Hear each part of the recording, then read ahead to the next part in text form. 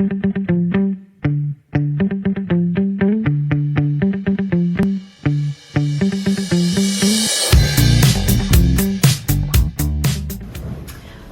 nós estamos aqui no podcast do Jornal Voz da Família Manuel e hoje nós vamos falar um pouquinho sobre saúde física e alimentar. Eu sou a Heloísa. Eu sou a Antonella. Eu sou a Flávia. E eu vou começar falando sobre os benefícios do exercício físico na nossa vida e na nossa rotina. Primeiramente, eu vou perguntar para as minhas colegas de podcast o que elas acham que esse termo significa. O termo diz o seguinte: qualquer movimento corporal produzido pelos músculos esqueléticos que requer um gasto de energia. Esse termo se refere à atividade física ou exercício físico. O que vocês acham? Atividade física, eu acho. Atividade física? Bom, a gente vai ver primeiro o que o Paulo Musi tem a falar sobre isso. Ele é bem famoso, acredito que todos conheçam. E depois eu vou comentar um pouquinho sobre. Eu acredito que exercício físico ele é bom, mas não para todo mundo. Não de qualquer jeito, não em qualquer hora, muito menos a qualquer custo.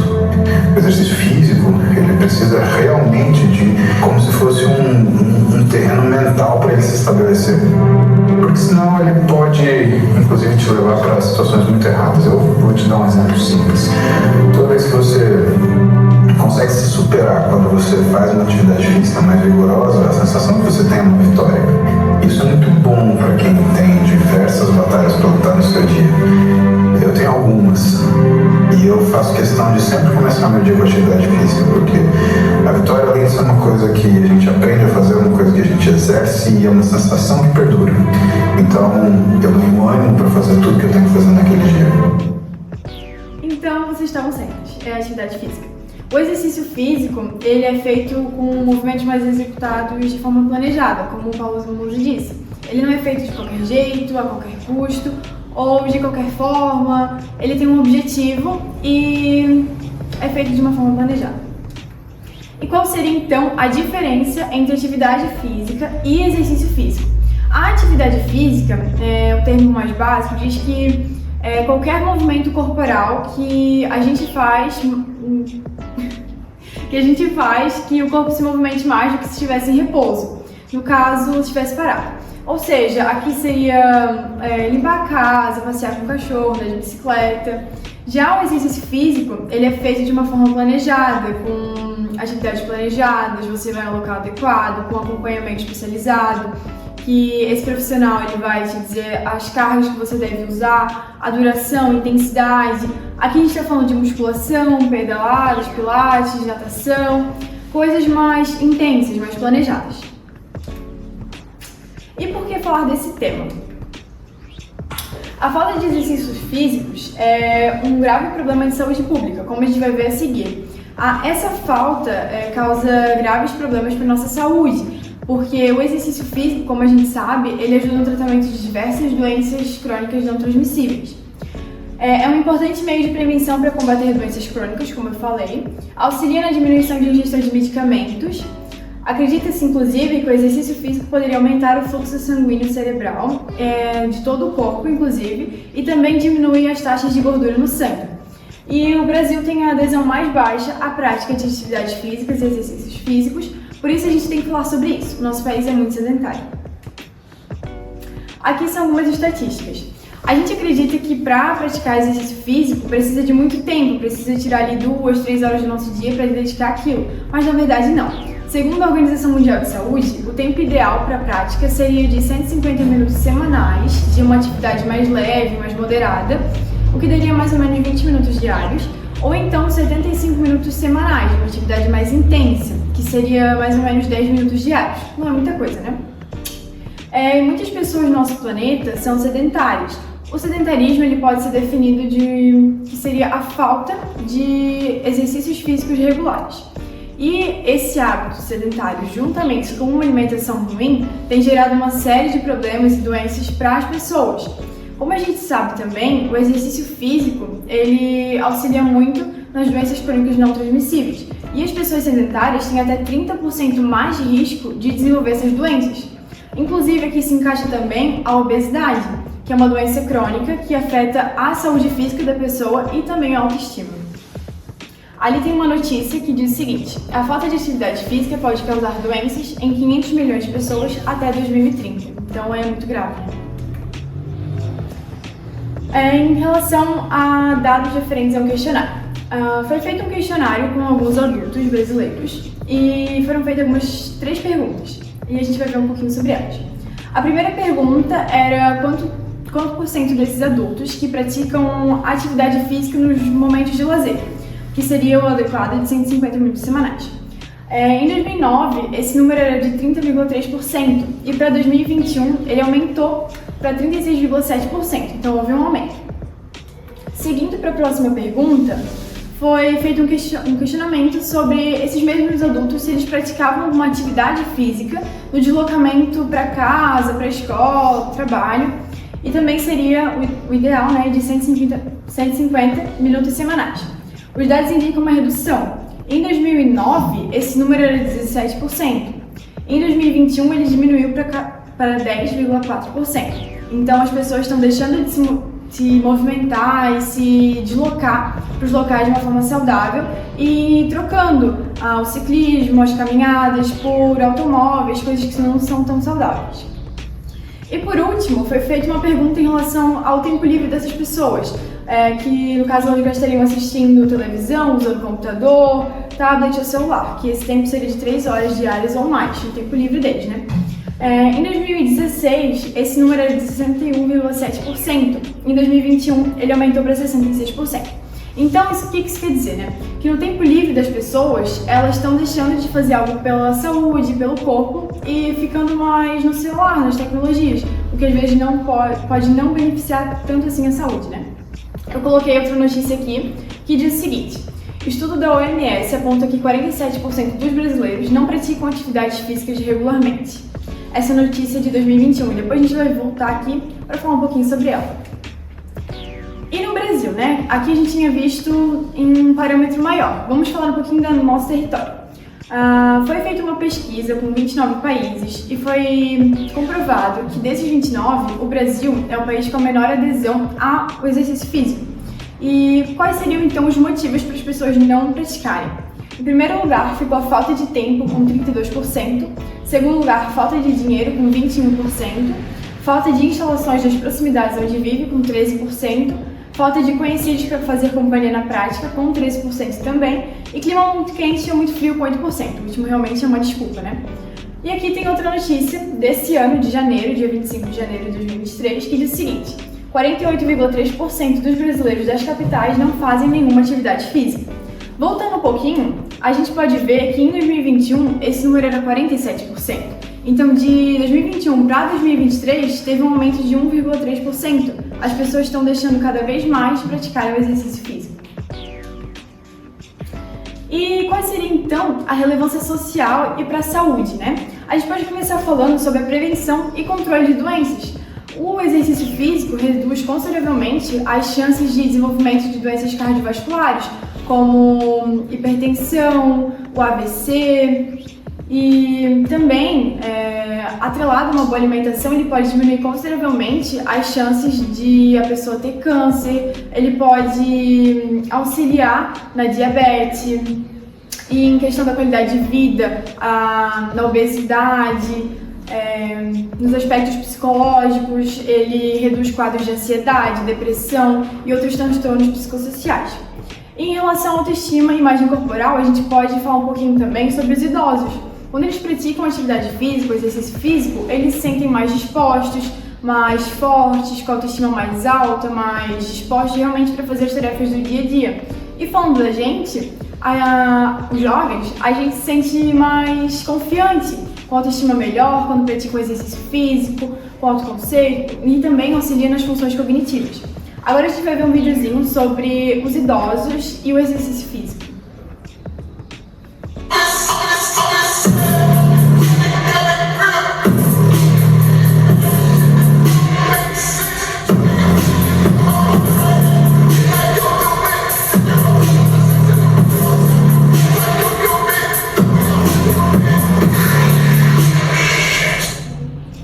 A gente pode ver aqui que o exercício físico não trata-se apenas de estética, de ter um corpo bonito, ter um corpo padronizado, mas sim de qualidade de vida, de mais tempo de vida, enfim.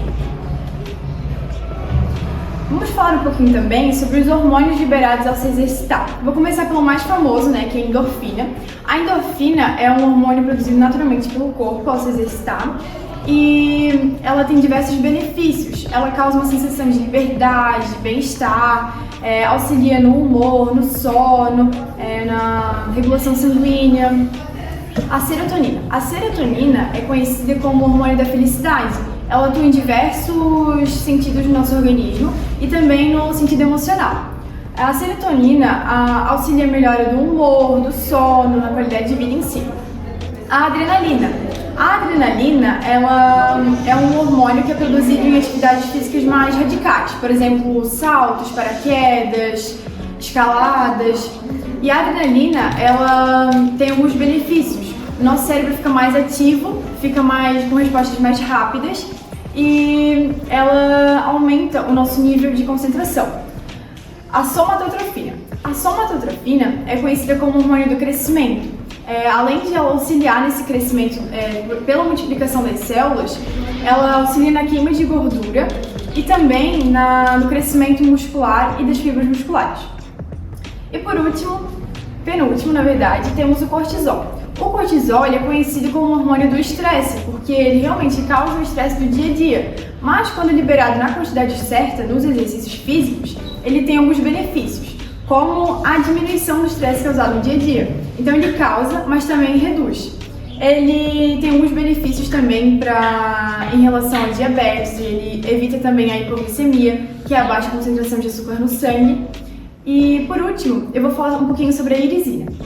A irisina é um hormônio que também é liberado pelos músculos durante o exercício físico e pelas correntes sanguíneas, ela é enviada diretamente para o cérebro. A irisina está sendo estudada e tem como um objetivo médico futuramente a cura do Alzheimer.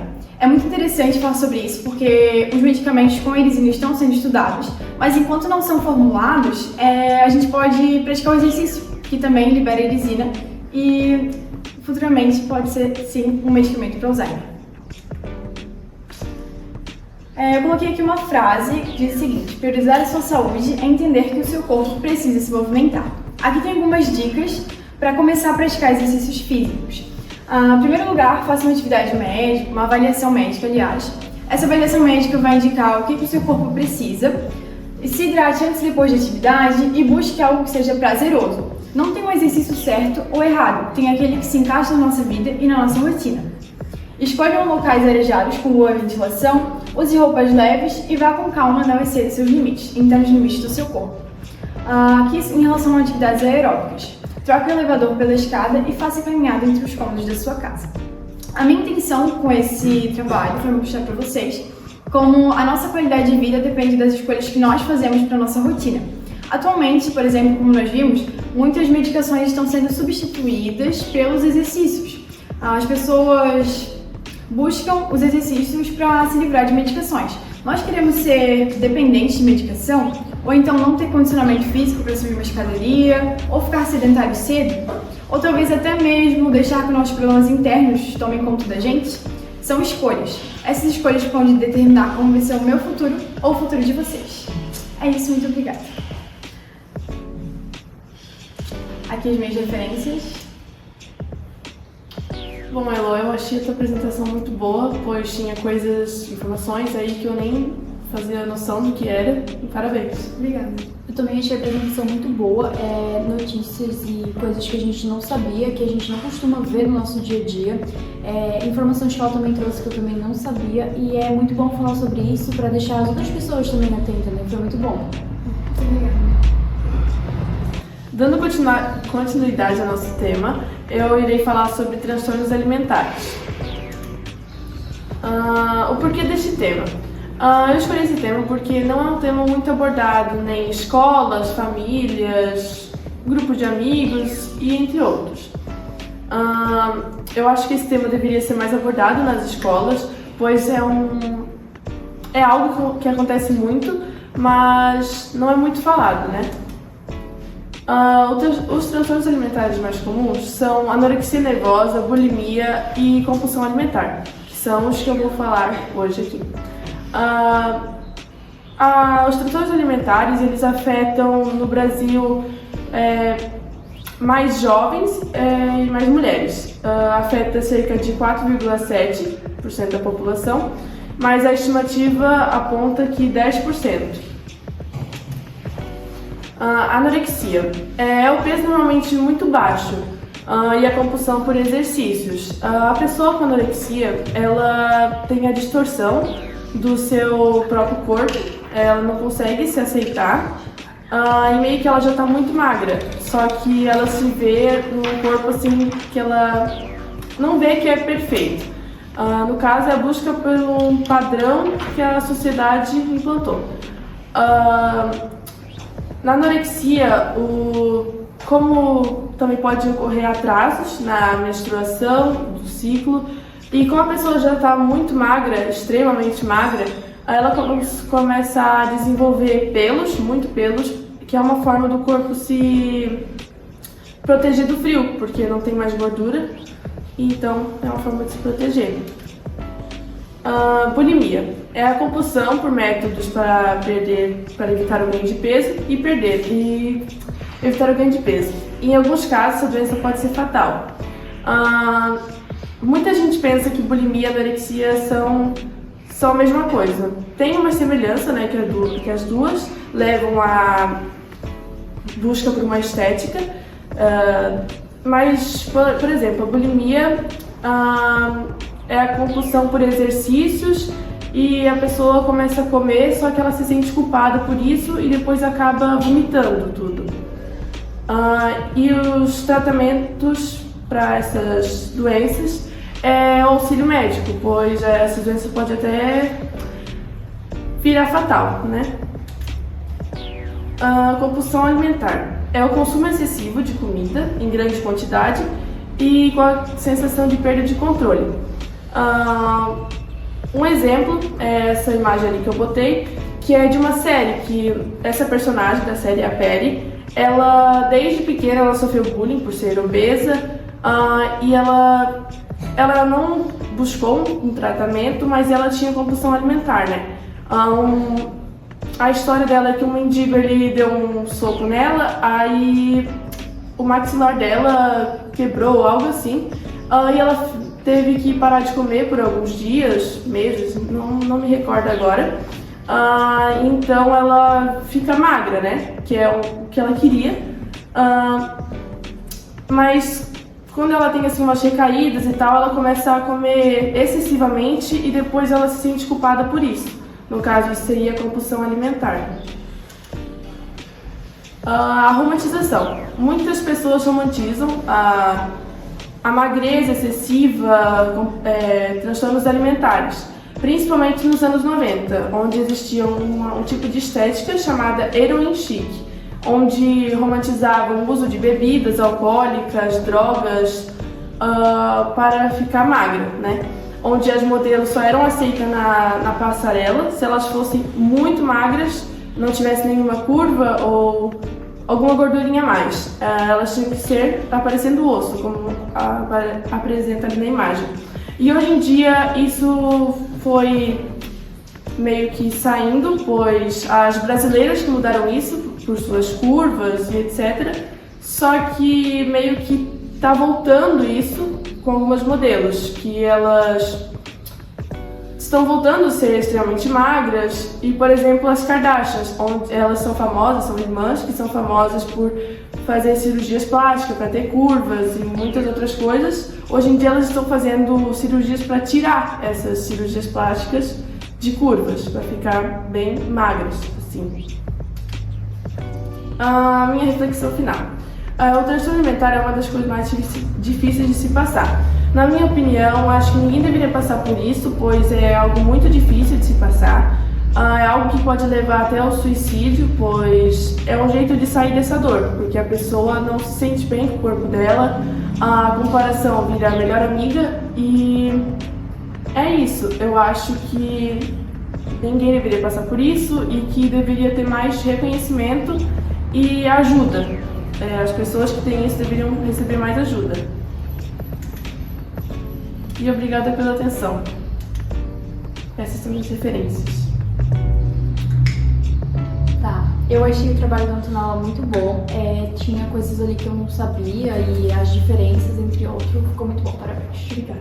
Eu gostei muito também, principalmente porque não é um assunto muito falado, né? É um tabu entre as famílias mesmo. E eu acho muito interessante trazer isso pra escola, pra gente expor, falar mais, para as pessoas se sentirem mais acolhidas. Obrigada. Parabéns, Ana. Dando continuidade, eu vou falar sobre o tema da obesidade. Por que deste tema?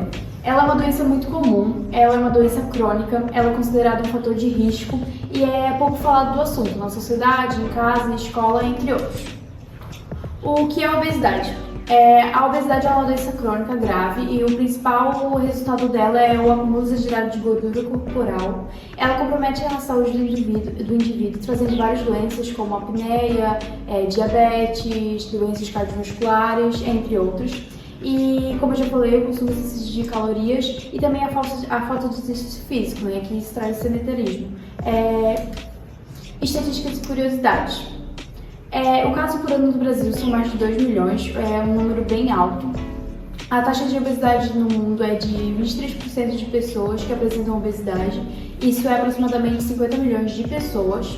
São pesquisas feitas pela Organização Mundial da Saúde. E eu peguei uma curiosidade que é estimativas que dá o OMG que até 2025 tenham 2,3 bilhões de adultos acima do peso, destes 200 milhões com obesidade. É um número muito alto. Como determinar a obesidade? A obesidade ela pode ser determinada por vários métodos diferentes, né? O mais comum é o IMC, o Índice de Massa Corporal. A gente pode fazer até pelo nosso celular.